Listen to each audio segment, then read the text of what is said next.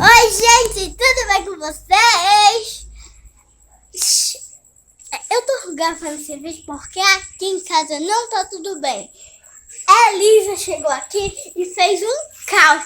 Ela roubou todas as uvas, pegou todas as uvas da geladeira e não deixou nenhuma pra mim. Ela comeu todas.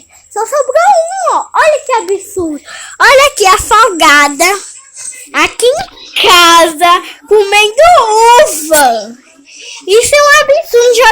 E não joga o pé na câmera, não, porque você vai quebrar a câmera. Se você quebrar, você vai pagar, entendeu? Que?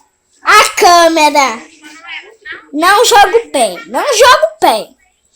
Eu vou mostrar esse vídeo pro Conselho Tutelar. Isso daqui é prova. Isso daqui é prova que você é uma folgada relaxada. Olha que rindo.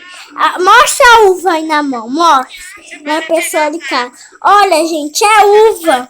É uva. Célia trouxe pra nós comer. E a folgada, essa folgada aqui, ó, ela pegou todas as uvas da geladeira. Ainda tá rindo. Isso é um absurdo, gente. Isso é um absurdo. Nem no Natal é uma época de paz. É uma época de paz. E eu acho que não é época de paz, não. Porque olha quem chega aqui em casa, atormentando. Dando a língua. Dê a língua aí de novo, dê. Betina. É a moça. Uma uva na boca. Isso é um absurdo. Eu vou mostrar o vídeo pro seu pai. Tá calçada. Mas é isso, um big beijo.